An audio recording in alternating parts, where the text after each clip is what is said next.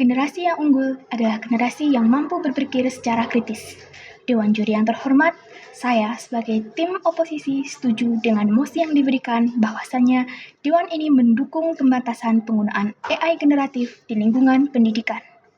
Seperti yang kita ketahui bersama, bahwa kemajuan teknologi telah berkembang pesat selama belakangan ini.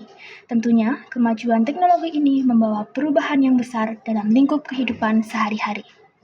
Tak terkecuali dalam dunia pendidikan.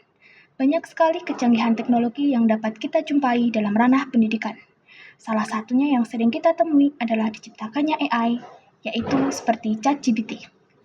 Apakah penggunaan AI yang semakin dinormalisasikan ini membawa pengaruh terhadap siswa-siswi Indonesia? Ya, sudah pasti penggunaan AI ini membawa banyak pengaruh, tergantung bagaimana cara kita menggunakannya. Namun, penggunaan AI yang dilakukan secara terus-menerus juga akan menyebabkan banyak hal negatif. Lantas, bagaimanakah solusi yang tepat untuk mengatasi masalah tersebut? Dengan diadakannya pembatasan penggunaan AI dalam ruang lingkup pendidikan merupakan langkah yang tepat untuk memerangi masalah tersebut. Tanpa adanya batasan jarak yang kita ciptakan, maka siswa di seluruh Indonesia akan merasa bahwasanya apa yang mereka butuhkan di dunia ini hanyalah kemudahan teknologi yang dapat menyelesaikan masalah mereka dengan cepat, tanpa mereka harus bekerja keras untuk mendapatkannya. Padahal, tidak semuanya hanya tentang hasil. Terkadang, proseslah yang membantu kita untuk menciptakan karakter yang berkualitas.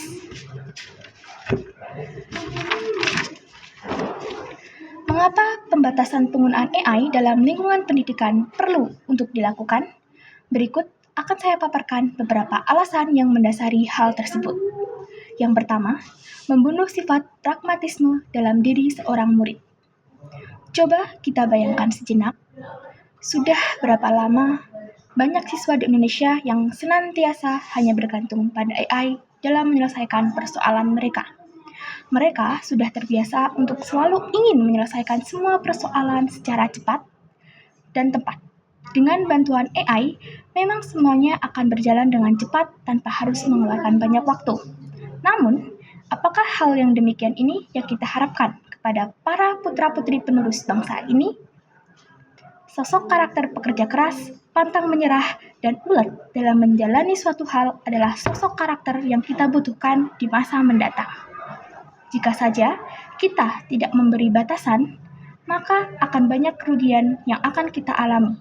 Padahal, usia pelajar di Indonesia saat ini adalah masa-masa emas untuk mengembangkan kemampuan kita dan mencoba berbagai hal baru untuk menambah keterampilan kita. Hal ini tidak akan bisa terjadi apabila pelajar Indonesia masih selalu mengandalkan penggunaan AI dalam kehidupan sehari-hari.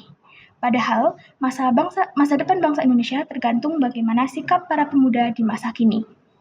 Yang kedua, menciptakan karakter yang bermoral dan berintegritas.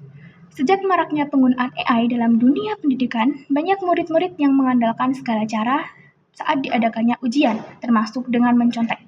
Kerap sekali saya temui teman-teman saya merasa bahwa belajar itu tidak perlu, karena mereka berpikir hanya dengan mengandalkan AI mereka akan langsung mendapatkan hasil yang memuaskan tanpa harus berusaha keras.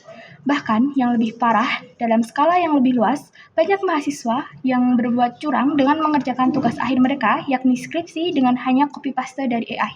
Saudara-saudara sekalian, coba kita bayangkan betapa mengerikannya imbas dari penggunaan AI ini jika dilakukan secara terus-menerus.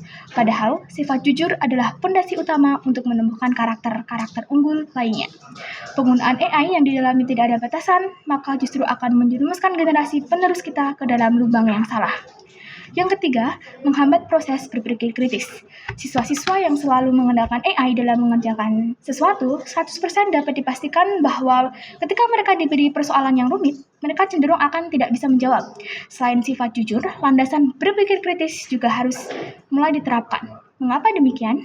Karena di era yang mulai mengglobal ini dibutuhkan sosok yang mampu bersikap kritis terhadap persoalan yang ada. Pendidikan di Indonesia masih tertinggal jauh dari negara-negara yang lain. Apakah jika kita terus membiarkan hal ini terjadi, kita sudah turut serta dalam memajukan pendidikan di Indonesia? Tentunya jawabannya adalah tidak.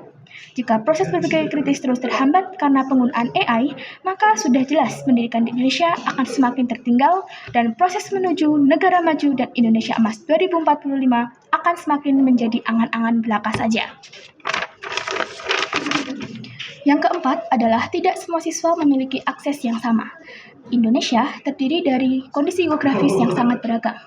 Pemerataan pembangunan di Indonesia pun belum merata. Tentunya, ketidakmerataan itu akan membuat ketidakadilan karena akses antar daerah masih belum rata. Selain itu, kondisi ekonomi tiap siswa juga turut mempengaruhi. Banyak sekali siswa-siswi berprestasi di Indonesia berasal dari golongan yang kurang mampu. Hal ini tentunya tidak akan adil apabila siswa-siswi tersebut sudah berusaha sekeras mungkin untuk mencapai hasil yang diinginkan, namun kalah dengan anak-anak yang berbuat tidak jujur. Padahal mereka termasuk orang-orang yang mampu dan mungkin memang jauh lebih unggul dari para siswa-siswi yang hanya berbangku pada teknologi semata. Sangat tidak adil sekali rasanya bahwa kemampuan mereka sangat terbatas jika harus melawan oknum yang tidak bisa bertanggung jawab. Yang kelima, mengganggu proses penilaian guru. Karena seringnya pengumpulan tugas menggunakan AI, guru kerap sekali merasa kesusahan dalam menilai. Pasalnya, tidak semua siswa mengerjakan tugasnya menggunakan AI. Siswa-siswa yang jujur tersebut jelas akan dirugikan karena bisa saja anak tersebut memang termasuk orang yang mampu berpikir kritis, sehingga mereka dalam menjalankan tugasnya mampu menyelesaikan dengan sangat baik.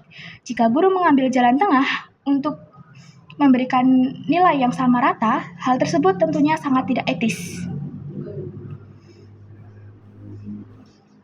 Itulah mengapa perlu diadakannya pembatasan AI dalam pendidikan, karena generasi yang cerdas adalah mereka yang tidak tenggelam dalam kemajuan teknologi. Dewan juri yang terhormat, itulah alasan-alasan yang saya sebutkan untuk mendukung mosi yang diberikan, bahwasanya memang perlu diadakannya adanya pembatasan dalam penggunaan AI, karena penggunaan AI yang terus-menerus cenderung akan menghasilkan dampak-dampak negatif dalam kehidupan kita sehari-hari. Dan kepada kita generasi-generasi mendatang, untuk sebisa mungkin tidak hanya berpangku tangan kepada teknologi, namun mulai percaya dengan kemampuan diri kita sendiri. Terima kasih. Wassalamualaikum warahmatullahi wabarakatuh.